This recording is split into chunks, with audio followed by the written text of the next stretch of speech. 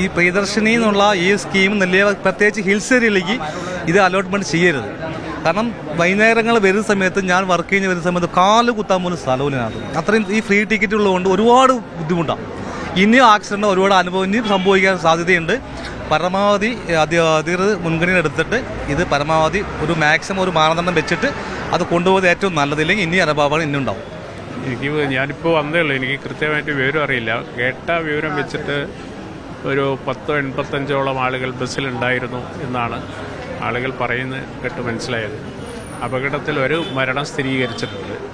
കൂടുതൽ ആളുകളുണ്ടോ എന്നുള്ളത് ബസ് കുടുങ്ങി കിടക്കുകയാണ്. ബസ് പുറത്തെടുത്തതിന് ശേഷമേ അതിനെ സംബന്ധിച്ച് പറയാൻ പറ്റുള്ളൂ കൂടുതൽ ആളുകളുണ്ടോ എന്നുള്ളതിനെ പറ്റിയിട്ട്. ഇപ്പോൾ അപകടത്തിൽ സീരിയസ് ആയിട്ട് പരിക്ക് പറ്റിയ ആളുകളെല്ലാം വലിയ ചികിത്സയ്ക്ക് വേണ്ടി മറ്റ് ആശുപത്രികളിലേക്ക് കൊണ്ടുപോയിട്ടുണ്ട്. അതാണ് നടന്നുകൊണ്ടിരിക്കുന്നത്. പിന്നെ എല്ലാ ഉദ്യോഗസ്ഥന്മാരൊക്കെ എത്തിയിട്ടുണ്ട്. ആവശ്യമായിട്ടുള്ള നടപടി സ്വീകരിക്കും.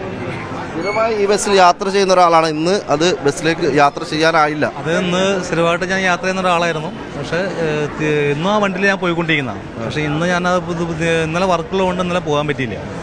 അപ്പോൾ ഇന്ന് ലീവാണ്, എനിക്ക് ഓഫാണ്. അതുകൊണ്ട് പോകാൻ പറ്റാത്തത് കൊണ്ടാണ് എൻ്റെ ഞാൻ ആ ഭാഗത്ത് രക്ഷപ്പെട്ടാണ്. പക്ഷേ സംഭവിച്ചത് എനിക്ക് വളരെ സങ്കടമുണ്ട്. സുഹൃത്തുക്കളുണ്ട്.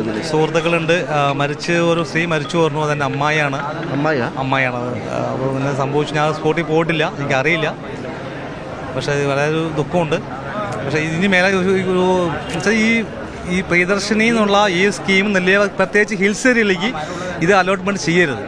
കാരണം വൈകുന്നേരങ്ങൾ വരുന്ന സമയത്ത് ഞാൻ വർക്ക് കഴിഞ്ഞ് വരുന്ന സമയത്ത് കാല് കുത്താൻ പോലും സ്ഥലമില്ലാതെ അത്രയും ഈ ഫ്രീ ടിക്കറ്റ് ഉള്ളതുകൊണ്ട് ഒരുപാട് ബുദ്ധിമുട്ടാണ്. ഇനിയും ആക്സിഡൻറ്റ് ഒരുപാട് അനുഭവം ഇനിയും സംഭവിക്കാൻ സാധ്യതയുണ്ട്. പരമാവധി അധികൃതർ മുൻഗണന എടുത്തിട്ട് ഇത് പരമാവധി ഒരു മാക്സിമം ഒരു മാനദണ്ഡം വെച്ചിട്ട് അത് കൊണ്ടുപോകുന്നത് ഏറ്റവും നല്ലതില്ലെങ്കിൽ ഇനി അനുഭവങ്ങൾ ഇനി ഉണ്ടാവും. അതല്ല ജെയിംസ്, അവിടെ കണ്ട ആളുകളൊക്കെ തന്നെ പറയുന്നത് നിരവധി ആളുകൾ, അതായത് സ്ത്രീ യാത്രക്കാർ വലിയ തോതിൽ തന്നെ ബസ്സിലുണ്ടായിരുന്നു.